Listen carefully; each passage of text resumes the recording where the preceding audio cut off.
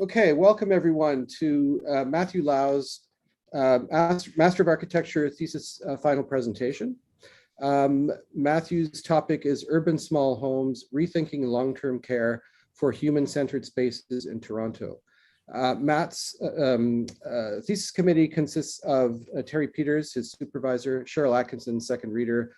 I'm the program representative, Marco Polo. We're joined today by two external reviewers.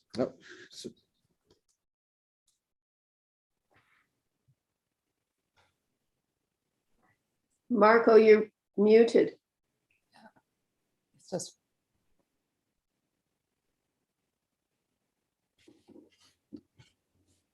Yes, apologies. I intended to be muted because unfortunately the live stream started right over my. So we were hearing the echo. Apologies for that. So I had just finished introducing the committee. Our guests today are Neda Basharat from Montgomery Sisam Architects in Toronto, Celeste Alvaro from Methologica. We thank you both for participating. Presentation will begin with background information on the current state of long-term care and its architecture in Ontario. This is followed by preliminary research that had informed my decision-making. Next, select case studies which have served as major inspiration during the thesis, including the small house model of care. And finally, it will conclude with the culmination of findings in a design project that redefines the role of the nursing home in an urban setting, an urban small home in Toronto. The typical nursing home is built on the idea of providing 24-hour care where seniors live and receive help with daily activities, such as eating or bathing. By 2030, 79 million baby boomers will have turned 65 at an astounding rate of 10,000 per day. With an aging population coinciding with tens of thousands on the wait list, the need for high-quality long-term care in Ontario is becoming more dire. Society suffers from ageism, a phenomenon which current typical long-term care promotes through its hidden and segregated architecture. The idea that despair and disease are the only things offered in late life leaves nursing home design undervalued and unfulfilled. Long-term care and residential design in Canada finds its roots stemming from a combination of the workhouse, convent, hospital, and historic almshouse. For example, the long isolating corridors and wings of the Grey Nuns Mother House in Montreal. So a typical day in the life of a resident named Mary was conceptualized based on personal experiences, interviews, and volunteer opportunities. Locations included Kipling Acres, Sunrise, and Carefree Lodge. A residence's routine is full of monotony, dictated by staffing members and the architecture, and not themselves. It is at this juncture in time that long-term care in Ontario and the architecture for the elderly shifts conventional ways of thinking and acts as a vessel to educate for generations to come. The thesis process began with questions such as which architectural qualities can create a place suitable for elderly living, ideas about the concept of home, how architects can create a sense of place for the aged, and what are the key elements of human-centered design. Addressing these gave way to a final research question: how can architects translate small house philosophies into the design of a human-centric long-term care home within an urban Toronto context? Select readings from other disciplinaries such as psychology, sociology, and IEQ studies have been referenced to inform decisions. The first theme looked at was the social scales of interaction and the value of relationships. It was concluded that layout, program, and scale have the power to dictate relationships between residents, but as well staff and community. Site and program also play a factor in determining the inclusion of the elderly. It was determined the transition of space similar to that of the domestic home can provide opportunities for personalization and a variety of stimuli. However, home-like may not always be suitable for many residents. Corridors have the ability to dictate the proxemics of residents from each other and dictate interaction. Old age individuals, especially ones with dementia, have trouble making sense of the surrounding world, and balanced levels of lighting and acoustics have the power to promote supportive environments to increase autonomy and decrease confusion. The presence of plant life and views have the capability to improve quality of life in the nursing home by increasing directed attention for residents and staff. And this can be accomplished through natural biophilic patterns such as prospect, refuge, and exploration, which have been determined as themes to be implemented in fostering a sense of place and community for long-term care residents.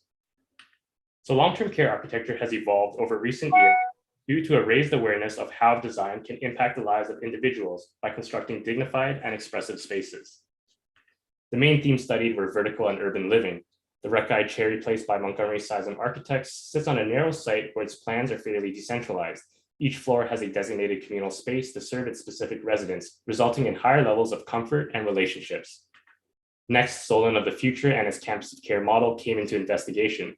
Essentially, the campus of care model envisions a single location with a range of housing, from independent to long-term care and service options. The campus of care model allows couples, family members, and friends to live in the same location, even if their levels of housing needs may differ. The small house is a residential style living household for individuals who require full-time levels of care.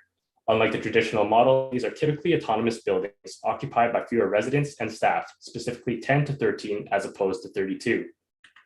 Residents are encouraged to take control of their own care and daily lives. Therefore, this philosophy has been proven to successfully decrease boredom, loneliness, and helplessness, while increasing overall resident and family satisfaction.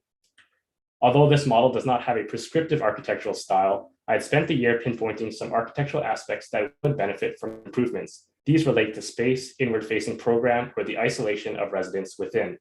That being said, the small house model has more redeeming qualities than not, and is therefore a major influence on my thesis. Though intentions are pure, architects assume what home is like, resulting in gaudy, unflattering interior design. The definition of home has not to do with the aesthetic design, but instead having a sense of agency and autonomy they were once used to. Since these homes are usually found in sprawled out suburban areas, they lack the ability to activate the site around them. Therefore, a hybrid between density and small house ideologies within a city campus would have the potential to create strong social relationships between residents, staff, and the public. Future models should address issues in its inward-facing and mono-use structure, plus failure to explicitly embrace community interaction. So human-centered design in long-term care encompasses a wide variety of frameworks that aim to make the architecture more usable by focusing on the needs and requirements of occupants. So again, how can architects translate small house philosophies into the design of a human-centric long-term care home? The new urban small home will have the ability to enable and enhance the community's perception of the old, include architectural qualities which improve elderly life, provide a sense of home and place, and even develop unique relationship networks.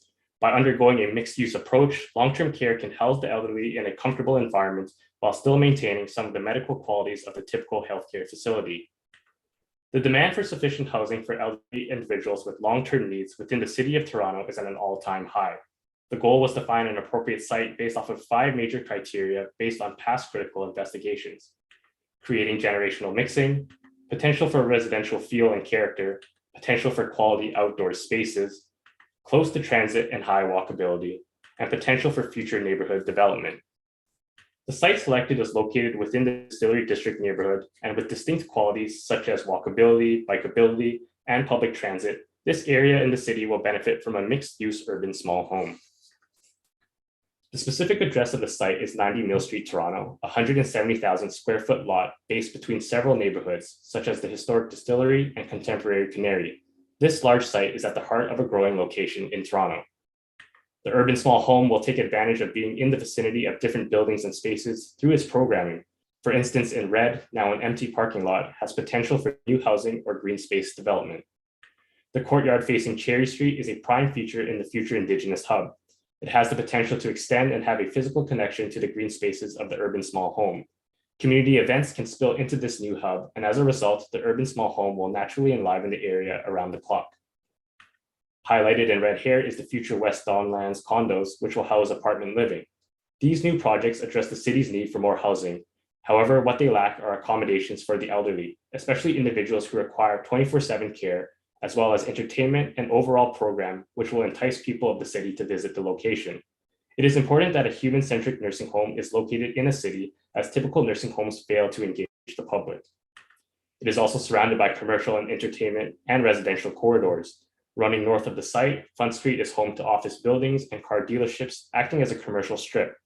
Toronto development has gradually made its way eastward. The program and architecture at grade of the urban small home should continue to contribute to this expression. The proposal further enhances the connectivity to the rest of the city, since the site has access to bus and streetcar routes. The future Ontario subway line will run through the neighborhood as well, providing easy access to the urban home for individuals who live uptown and beyond.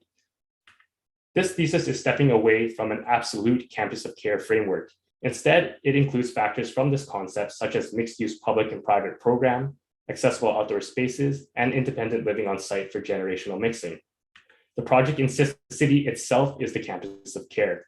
Baby boomers and beyond are adamant that they do not want to live the way their parents or seniors did in the past, preferring to live in an urban fabric rather than a suburban environment with all the amenities they desire.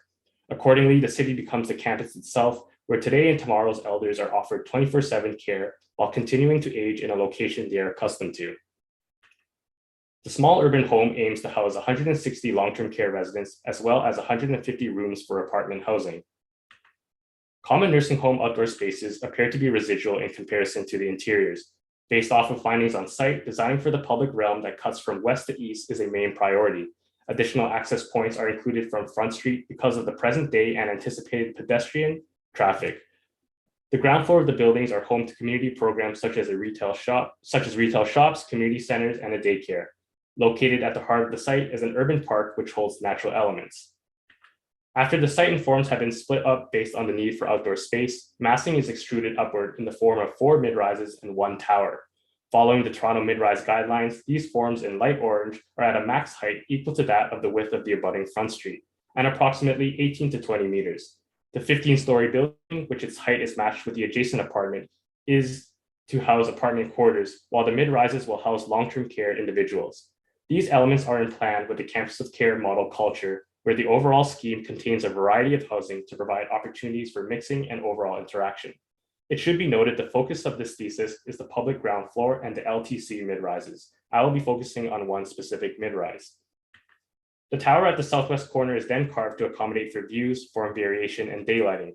Sun studies have been conducted to ensure shadows do not cast themselves into the towers and their respective units. The mid-rises are shaved downward from east to west to allow for views toward the Toronto skyline, giving residents a sense of place within the city. The towers are rotated at 5 to 10 degrees to provide residents with differing views, as opposed to having the adjacent towers inhibiting sight lines. Shared rooftop gardens are placed at the top of these forms for residents within their respective buildings. The works of residential buildings have been analyzed to explore the concept of arches. The use of arches have the ability to frame views inward and out towards a specific program. This typology forms a series of recognizable destinations when approaching from afar, framing views and providing a sense of place and time. The curves connect with the industrial heritage of the neighborhood, as these forms can be found in the red brick site of the distillery. So here's a street view of the new urban small home. The red brick arches are framed with golden lips to add a contemporary take. Design decisions culminate in a mixed-use urban small home that reflects nothing of the typical nursing home. It is expansive, unsegregated, and vertical, with its inviting arches drawing the public closer.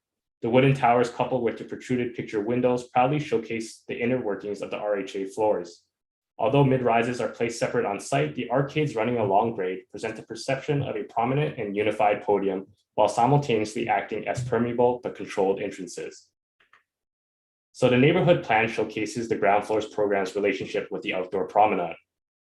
The building showcased in white is the podium of the apartment tower, which will house community programs. Longing to be within close proximity of grocery stores, pharmacies, and big box stores, not only topped the list of surveys for the elderly, but as well for all generations. The linear pedestrian promenade connects the potential green park and indigenous hub, while encouraging the public to experience the site. Joint programs between the nursing home floors and public programs may give residents the opportunity to give back to the community through some level of involvement. Evidently, being on campus equips residents, but also visitors, with identity-forming activities that administer higher degrees of self-esteem and social interaction. In red indicates the permeable but controlled gateways and entrances on site, and the highlighted areas indicate how the arches open up program onto the public plaza. Continuous retail arcades run along the ground floor, acting as a haven where people can socialize and spend their leisure time. As one is dropped off at the front of the site at front, they continue east down Cherry and park their car underground. The site uses 100% of above grade potential. Additionally, back of house programs such as loading and garbage are located here. As the death of a loved one is a difficult experience, this is handled underground away from the public eye. As a first point of arrival, expansive lobbies take occupants up to their designated floors. While the ground floor is expressed as a public realm, there still needs to be a sense of security. So to establish a new elderly architecture, the primary focus must begin to shift from form to its people, where the success of the architecture is measured by the quality of the human experience within the spaces. The inviting ground floor plaza is meant to evoke questions within the public, such as, what is long-term care in the city, and what is elderly architecture supposed to look like? The urban park has natural elements of water and vegetation, allowing for a directed attention restoration. When residents cannot make their way to the ground floor plaza, they have the opportunity to observe from the comfort of their windows or balconies, a space of prospect and refuge. In the winter seasons, the quality of light changes through the bare trees and penetrates the spaces. The aesthetics and characteristics change throughout the seasons and have the ability to spark interest and stimulate the senses. Conceptually, the building follows a gradient of privacy as one makes their way vertically up the building. The second floors provide additional support services for residents and staff, such as physio and spa rooms. Social programs, such as a common amenity room, leads residents and their loved ones out to outdoor gardens, casual seating, and views toward the city. There are also guest rooms for out-of-town family members. Evidently, the buildings on campus provide differing levels of engagement for residents and staff throughout the day as they make their way up the building. So as we make our way up the residential towers, the small house ideology has been implemented with a twist to this urban small home scheme. The new RHA floors takes its point of departure with the idea of outreaching toward the public, unapologetically resisting the stigma of ageism. The long hand served as the organizational structure of the residential floor, where each hand reaches from within the center of the floor plate. It is imperative for the social spaces to have quality daylighting and views while simultaneously being visible to the public. These spaces reach outward to the exterior, carving out communal zones and nooks, providing a sense of home and place. The private rooms are clustered along the exterior walls, while the main kitchen, dining, and living rooms are located infillated with wide in-between spaces. Small house generally places their support services at corners of floors, but this scheme flips the model inside out. Service spaces are located in the center, such as a nursing station with its locked medical cabinet. Each private room has views and daylighting, along with access to a personal and private covered balcony that filters in exterior light into the space. The walls are curved to allow for pleasant interior sightlines and ease of circulation. Studies show the use of curves instead of harsh, jagged corners signal a lack of threat. Similar to that of existing small houses, the distance from the furthest room to the dining table is 40 meters. It should be noted that each private room has immediate access to a communal area or intimate nook, ensuring minimal walking distances between each programmatic area. This is essential as studies indicate that travel distances between bedrooms to the entry of social spaces should be less than 15 meters for residents. Regarding the human experience, potential day-to-day scenarios within the floors have also acted as primary influences. If they feel that they want a private experience, they can make their way to any one of the intimate nooks which provide a variety of views. There are no dining hours, as these communal spaces are never closed and are welcome to flexible programs. Experiential sections illustrate the slight curves which allow for clear viewpoints and visual cues towards specific nooks on the floor, combating aimlessness. Taller communal spaces offer visual and physical feedback for residents, encouraging movement and prolonged time spent within them, as opposed to time spent alone in private rooms. The nooks give a sense of prospect and refuge to experience seasonal variation from a place of comfort, and the in-between areas offer times of rest where residents can people watch from a zone of refuge. Subtle changes in wallpaper pattern and contrasting pastel tones limit visual confusion and give residents the ability to comprehend the difference between areas. Through the examination of typical nursing home facilities, the use of the courtyard is a popular concept due to its ability to provide an intimate environment. The goal was to compensate for a lack of these while not sacrificing comfortable levels of privacy and safety within a city. Functional areas along the path include an orchard, sensory garden, and social activity spaces. Household farms allow residents to interact with other staff members and individuals from differing floors through physical activities such as gardening and conversation and walking. Covered canopies provide shade and a place of refuge for residents where they can still experience the outdoors away from harsh environments. In this final design exercise, we catch up with Mary from the previous day in the life, who has been relocated to the new urban small home. What we will find is a supportive community on all scales that indicate that an improved architecture can redefine the role of the nursing home through the eyes of a resident. In the morning, a staff member comes to Mary's private room to help her get out of bed. As the morning sun penetrates her room, she looks out toward the Toronto skyline, excited to start her day. She asks the nurse to hand her her favorite shirt as she remembers that her son will be visiting. Mary, who spent her time in one of the intimate nooks, hears laughter from her fellow residents in the kitchen. She makes her way to the open space and finds some of the residents helping prepare breakfast. Breakfast is served around the family-style dining table as her fellow residents and caregivers discuss their plans for the day. Later, with the help of a staff member, she takes the lift down to the lobby where she is greeted by her fellow residents who are living on other floors. Pets are brought in through a natural therapy program. Live music plays in the background while the tall arches frame the activity starting to commence in the public promenade. Later, Mary and her son decide to grab a quick snack after lunch under the shade. She feels grateful he comes to visit her more often than not, since his office, being only a few blocks away, makes visiting his mother's new home easily accessible. The residents in Mary's building have the opportunity to play with children of the adjacent daycare. They encourage her to participate in activities with them as they make their way to the open playground on site. Even as she admittedly cannot keep up with the energy of the children, the sound of laughter fills Mary with joy. Towards the end of the day, mother and son make their way to their favorite spot on the rooftop garden to overlook the city. She proudly shows him the lilies she's been tending to for the past week. As the sun begins to set, Mary reflects on her new home, delighted by the thought of another day. The new urban small home, defined and explored in this thesis, builds on the small house philosophy and adds an urban and place-specific dimension. The thesis aimed to develop a hopeful prototype for future nursing homes in Toronto.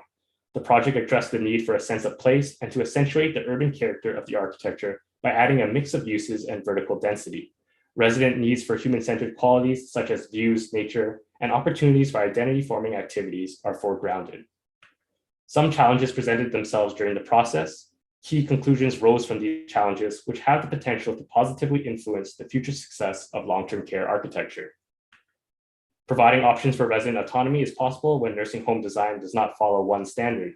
Each resident has their own behaviors and preferences, each with their own life experiences before entering the home. International models such as the small house make care positive for the elderly, pushing boundaries instead of following a cookie-cutter template that has stemmed from years of old negative stigmas may be a step in the right direction.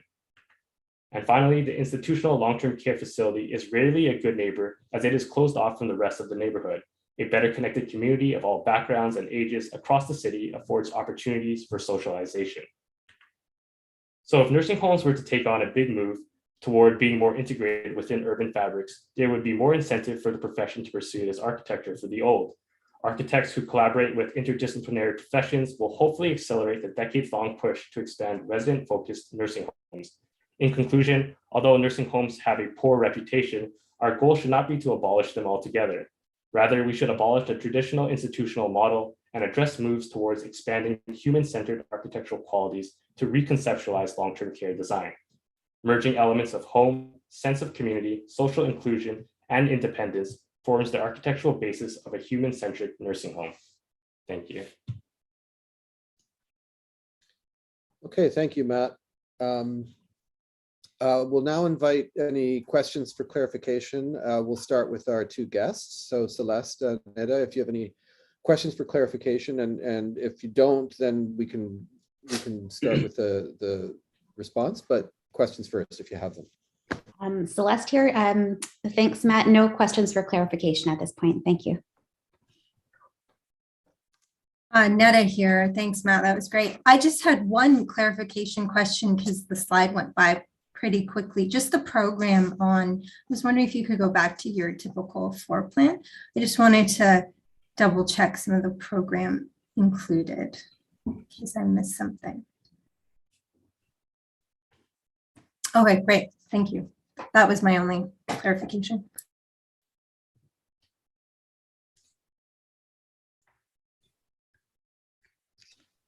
Cheryl, you're on mute.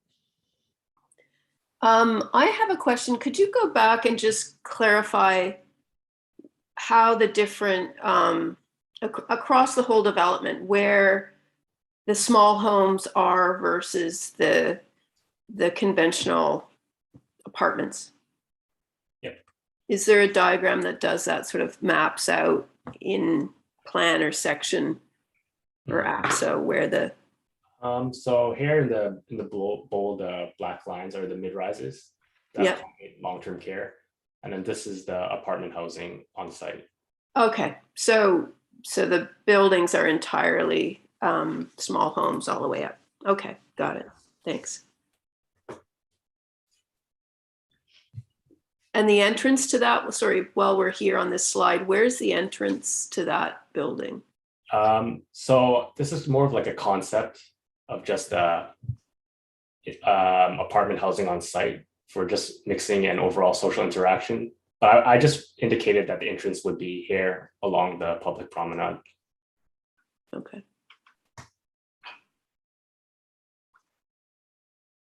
If there are no other clarification questions, then I would invite our guests to start the discussion.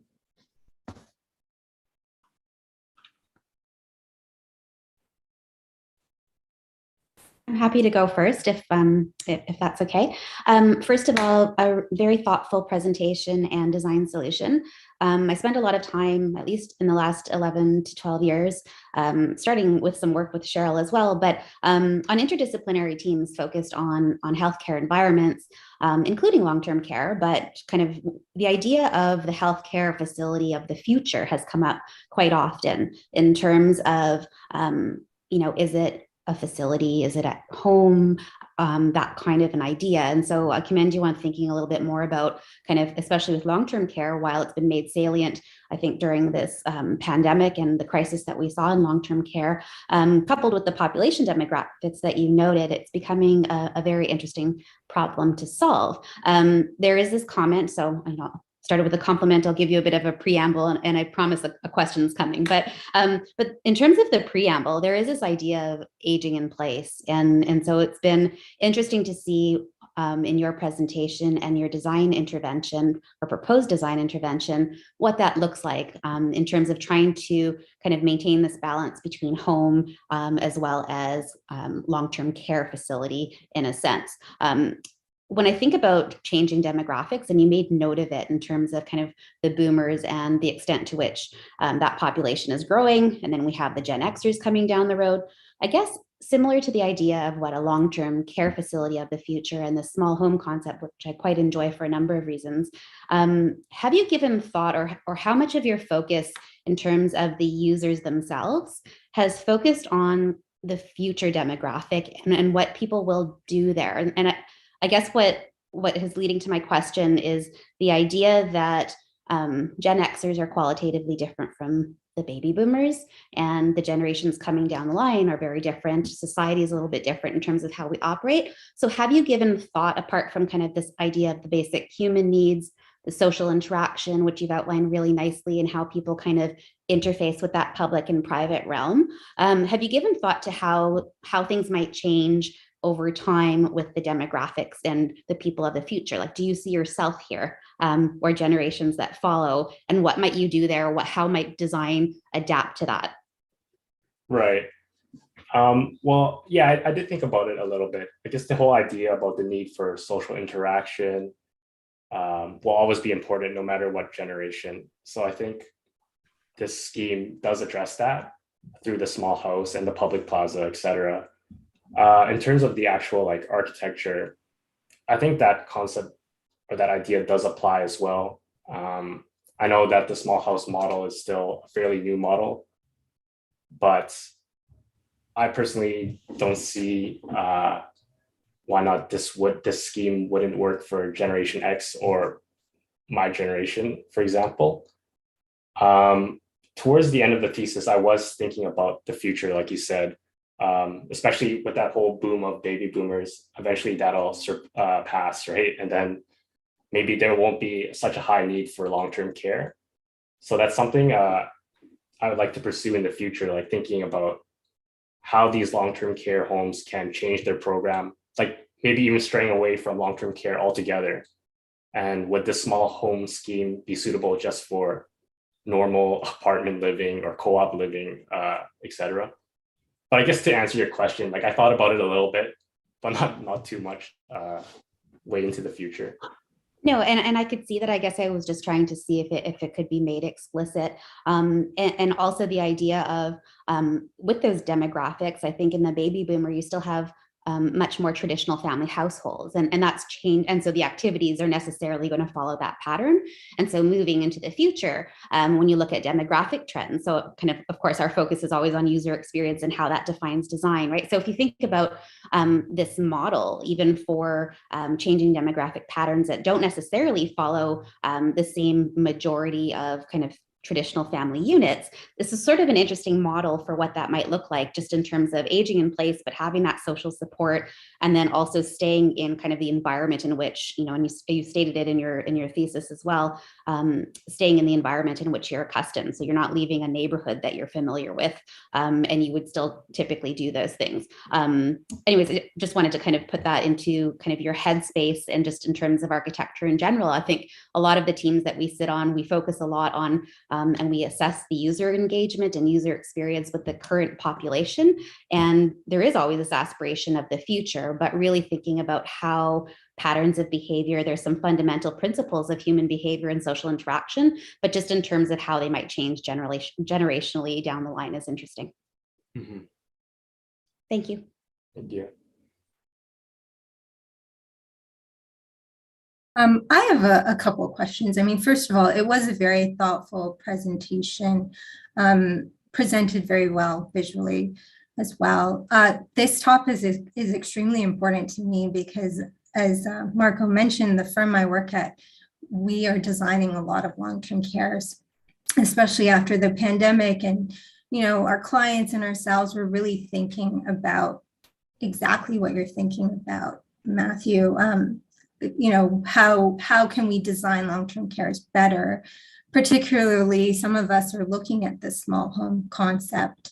So it is really interesting to see how you interpreted it, especially in an urban context. Unfortunately, not a lot of long-term cares are being developed in Toronto, and it's important, I think, and it's a definite need in the city.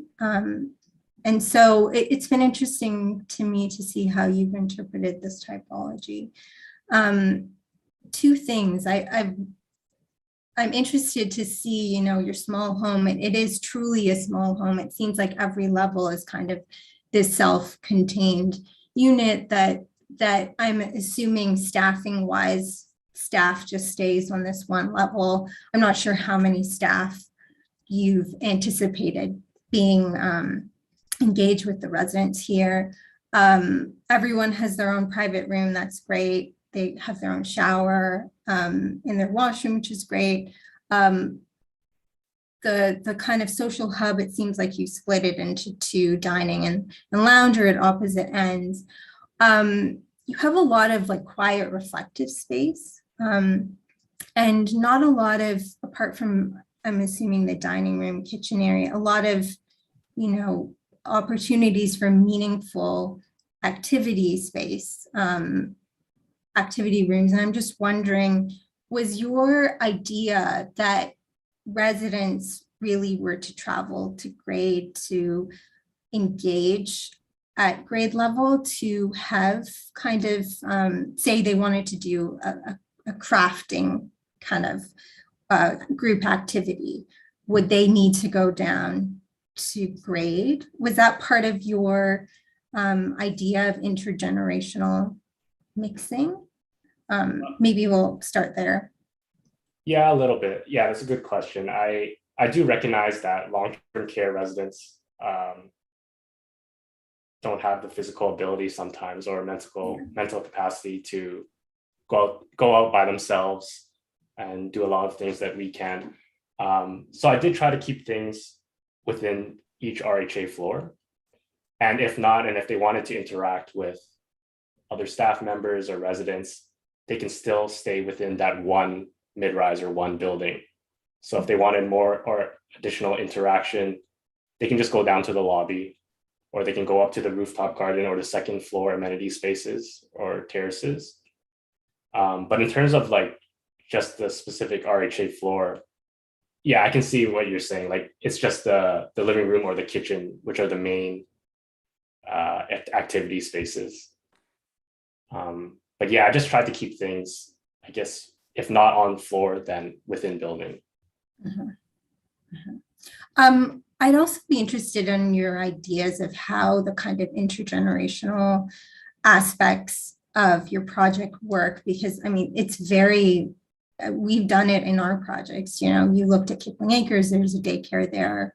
I've seen a lot of projects where buildings where that's so successful, and residents really, really appreciate that type of interaction. I'm just wondering how you see kind of the sequencing of that working. And also, especially in the winter months, because I mean, these spaces would be beautiful in the nice weather. But I'm just wondering how sequencing wise, do you see that working? Do you see the children from the daycare coming to the small homes or spaces within each of the kind of different mid-rise buildings? How does that work? Yeah, that's pretty much exactly how I saw it. Like, for example, the daycare, that joint program. I don't know if it's really related to the architecture, but similar to like Kipling Acres, I believe, when I went there on the tour, sometimes the children would come into the wings. I'm not too sure if the elderly would go to that daycare wing, but I could see like it happening vice versa. And just even just like sitting within the arcades or the lobbies and having that visual connection, or just a brief like a verbal connection, is still important, I feel, for social interaction and generational mixing. Just for young children, for example, to say hi to the elderly, it breaks down these barriers of ageism at an early age. Great. And every building is very separate. You know, they kind of come together at this outdoor ground plane. And I'm just wondering, is there any underground kind of, maybe I missed it, connection points for staff? I don't know if staff is shared between the different buildings or facilities, or if they're just kind of, your ideas are dedicated to that one pod and they have their lounge there, and there's no kind of collective staff wellness space or some space where the staff could congregate and, you know, whether it's do training or, you know, just have each other for support or just pass knowledge to one another. I don't know if you had any thoughts about that. Yeah, that's a really good point. To be honest, I didn't really think about splitting or sharing the staff between each floor. But yeah, that's something to consider. Really, the only areas for staff that can interact with each other is the same thing for residents, like the lobby or the amenity spaces on the second floor, the rooftop garden. But yeah, there are like small staff lounges for the 2 to 3 staff members on each floor. So I guess they can interact with each other, but it might be, to be honest, a little bit harder to interact from floor to floor for staff members. Yeah, I mean, I think maybe that's something, a program that you could work in maybe on your second floor to have a larger staff area for training, because I think they would appreciate that. I know the facilities I've designed and the staff I've interacted with, that's really helpful. But I think it's great, you know, your concept of having the same staff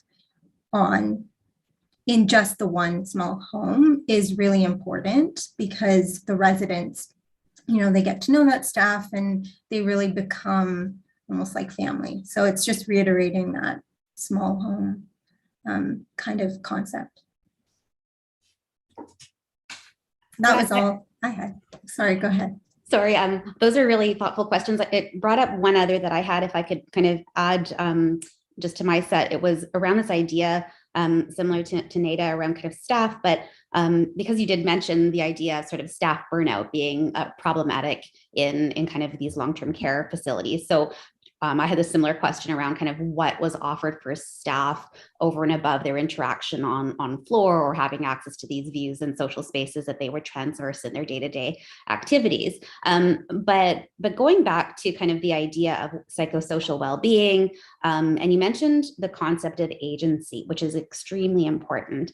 And I do recognize, especially in long-term care and kind of beyond context, that the elderly do spend a lot of time sitting around, observing the world and all of that kind of thing. However, juxtaposed with that is the idea that these are people who have had a history, a life, who've had occupations perhaps, and other interests. And so I guess I'm wondering what in your small home environment, urban small home environment, apart from kind of the city and adjacencies, are there any opportunities where you can foster this idea of social interaction, but engaged in spaces on the units in some way or in some area of the small home? I'm thinking of, you know, a community center might have things like maker spaces or whatever the case might be. Is there a parallel for the long-term care context where the elderly might be able to use some of their skills? What if there are, you know,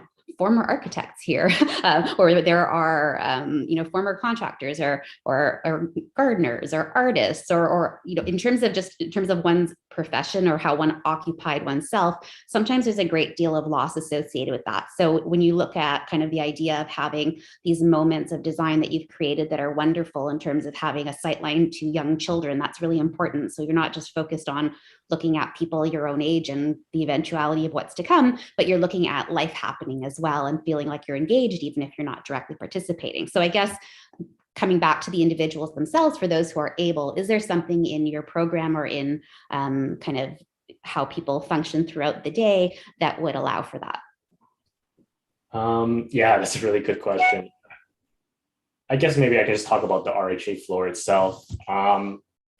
Maybe not so much the program, but I guess the spatial layout might afford agency and autonomy. Like you said, everyone has their own story in their past life. And this, I guess all these open spaces encourage just social interaction and storytelling and activities. Like even every amenity space or communal space has access to an outdoor area. So for example, they can participate in physical activities such as gardening together. I don't know, I guess that doesn't really answer if an architect lived there, how gardening would affect them. It was more just the idea of is there an opportunity, recognizing that there might be gradation in terms of people's ability and just that idea of agency and autonomy. I've interviewed a lot of patients in long-term care. I've also witnessed a lot of that, as well as in healthcare environments themselves, with this idea of control and losing your identity. You know, and you raised your day in the life was really optimistic and hopeful, and I quite enjoyed that concept of kind of delighting in the next day as opposed to it's another day coming, what am I going to do tomorrow? And so I just thought, you know, and realistically, I think that mobility and kind of mental ability and things like that are declining. But again, if this is truly mixed, maybe not all at once. And so there might just be not necessarily for this one, but in your, you know, future iterations of this concept, perhaps thinking about what you might have in these spaces to allow for it. Just that idea of agency is so important to our self-concepts. And so just something to include. Right. Thanks. I mean, I agree with Celeste, and just looking at your floor plan, I mean, I was thinking the meeting and therapy room number 8, I believe, or even, you know, some of your outdoor patio areas could be enclosed. I mean, those could be rooms that are more purposeful. They could be used for activities that staff does programming with residents. And that could be, you know, music activities. It could be doing crafts. It could be building things. It could be lots of things. So I think there are opportunities for spaces with what you've designed that you could incorporate that. And, you know, these spaces could be multi-use as well. So I think you could definitely work at that in. Cool. Thanks. Have you maybe show us the ground floor plane again and what's going on the ground floor of one of these, like a blow up of, I guess they're all together here. So just is the daycare incorporated in the bottom of one of these, or is it somewhere else? Yeah, it's just like incorporated, like maybe there's a better diagram here. Like, for example, this would be like the daycare that would spill out into the urban park and the public promenade. You've got like restaurants, I guess typical community programming, right? You've got like workshops, you've got the lobbies here, you've got like a community center here that spills onto like the secondary urban park. Yeah. So you do have a workshop actually on grade. That's And it's more so, I guess, admittedly, when I was designing, more so for the able public and not so much the elderly. But I think I said in my presentation that maybe there can be like joint programs where the able or the elderly who are able can come down and maybe help prepare meals in some cafe or so on the ground floor. I mean, my comments are that given that this is an urban, the whole point of this is how do you investigate the urban small home versus the conventional isolated suburban small home. And what the urban condition offers you is a lot more opportunity for interaction and variety because you've got proximity to 4 more homes in your immediate context, plus this, well, the city at large and this other building that's full of a variety of people of different ages and types. So I think to just, emphasize those opportunities vertically within your building are important. Excuse me. So instead of each floor, I'm just losing my voice. Excuse me. So instead of each floor being treated as an independent level, that perhaps having a set of stairs that is an option for people. So they might have a friend on another floor that they could visit occasionally, or there might be one activity space on one floor that 2 floors share. So if that was the crafts room, that 2 floors share that, so that you've got your own floor, but you also have access to these other spaces, which gives you variety. And then you've got quite a rich environment on the ground floor for everybody to participate in. But I think that could also be something that happens on the other levels. I just think about, my mother was in one of these, she was in a retirement home in a suburban location, but it had like a multi-story atrium. It was a three-story or 3 or 4-story home. There's a multi-story atrium with vents in it and places to sit. And for people who are able-bodied, there was an opportunity to use stairs if you wanted to use stairs. And there was a music room on a lower level where if they were having a performance, everybody would gather there. So there were destinations so that you weren't just trapped on your own floor. Anyway, just something to think about. Yeah, thanks. I have to say, I agree with Cheryl. I think that might be something you do want to emphasize. You have this rich kind of program at level 1, and there are opportunities for the residents to actually have that intergenerational kind of interaction that you're talking about. If they were given, a little bit more emphasis of staff bringing them down to these spaces and interacting. So I think that's important. One note I did jot down while you were presenting that I kind of hope you reconsider is you talked about when a resident passes away and they're kind of taken down, I guess, underground and their exit from the complex is sort of hidden from the other residents and the people in this complex. And I don't know if you, in your research, you talk to any operators and how they deal with that, because it's something that happens frequently. And, our clients think about this a lot. And there is an aspect of dignity to that resident when they pass away. You don't want to usher them out through a back door. You want to celebrate their life. And excuse me, I'm losing my voice now. But often when that happens, a lot of organizations, they have the staff lining the main entrance and they're taken out through the main entrance. And it really is like a celebration of their life. And I just wonder if, maybe the community center or, some of the larger programmatic areas, that could be an opportunity to have those celebrations of life for those residents that live there, especially thinking in these small home configurations.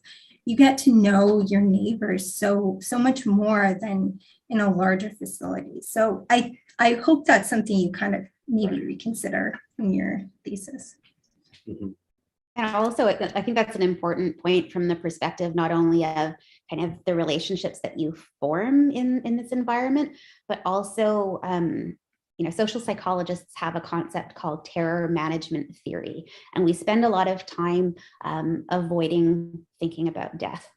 And so when someone passes away, it makes it salient that you too will die. And in this environment with an older population, that becomes more and more salient every day. And so it also reflects back on how they're going to be treated when it's their turn. And so I think that that's a really interesting concept to think about. It goes back to the idea of autonomy and agency, and that people had stories and that people care for them and that this is their home. And so that's kind of a really interesting piece.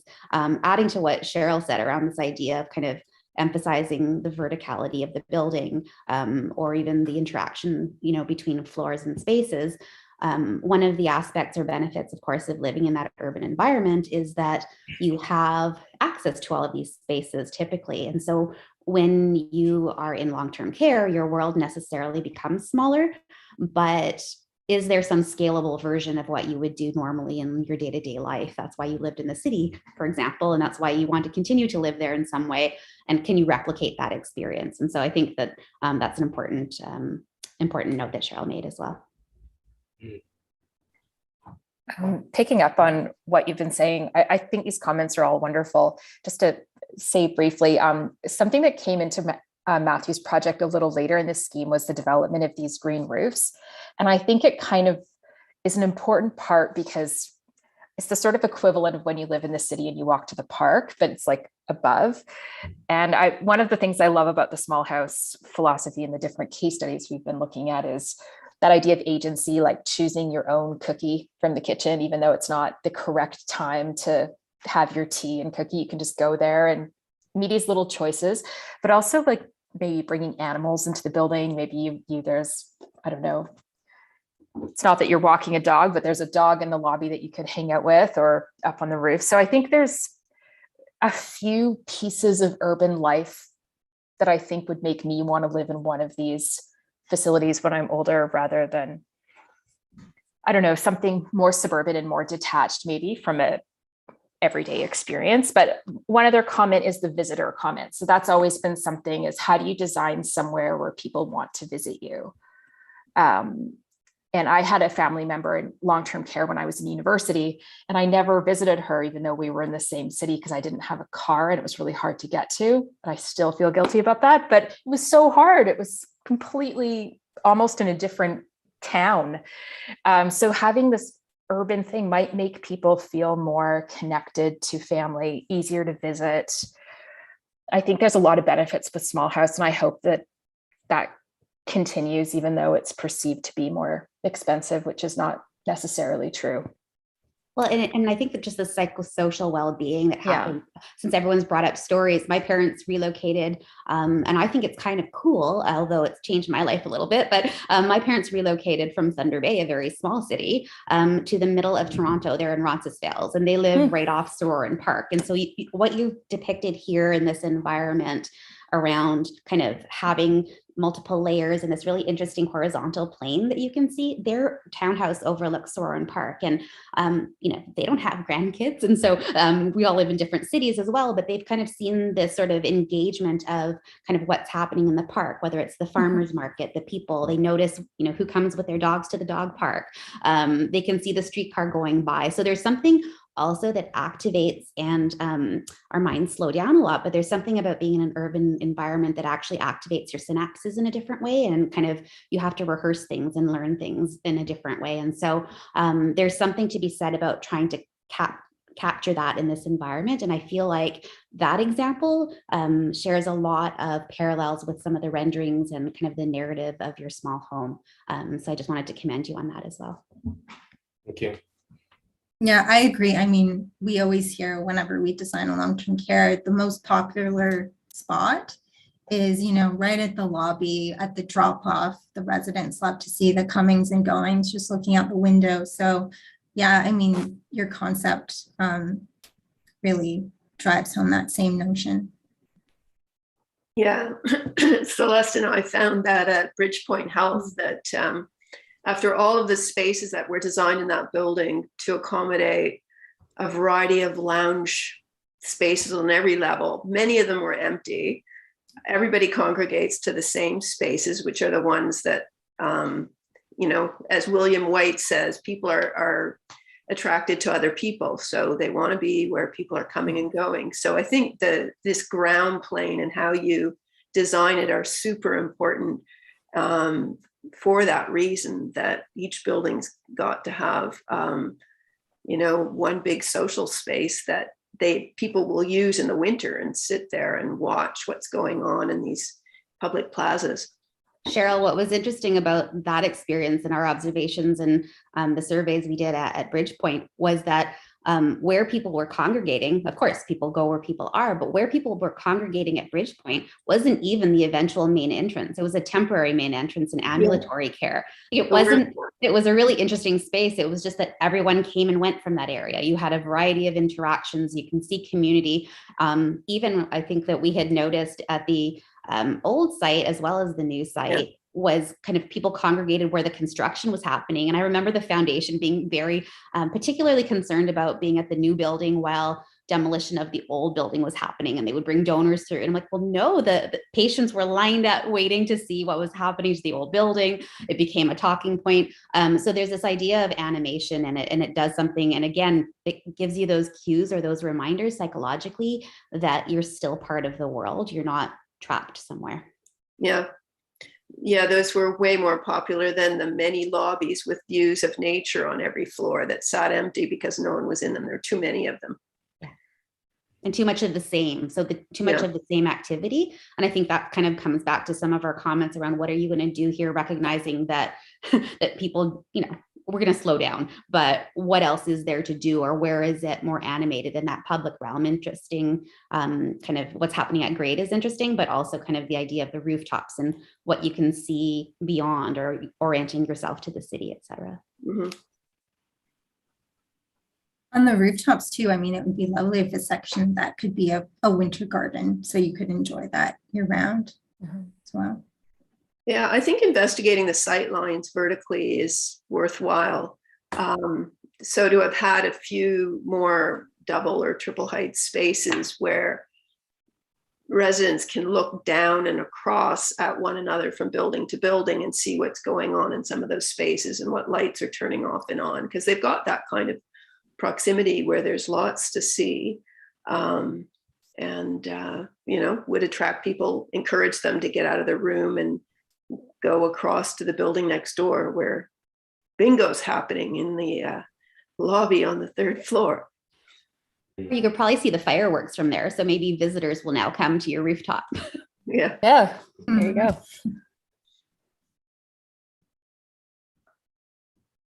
One other thing about daycare, you'd need to have a real playground that's separate for the daycare. Right. Yeah. That's almost the scale of your build of that area allocated. You know, the kids just can't. They can come in and out of all those spaces accompanied by teachers, but they need a separate place that's fenced off to play in. Oh, and one thing I would change in some of your drawings is the railings that are shown with people in wheelchairs and the sight lines being cut by the railing at the 42-inch height. Don't do that. Yeah, I agree. Yeah.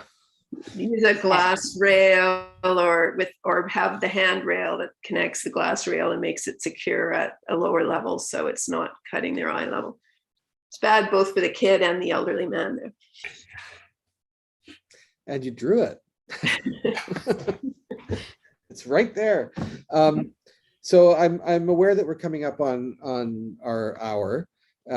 We can go a little longer, but I would like to invite maybe some final comments from our guests and committee members, and then Matt, if you have anything you want to end with.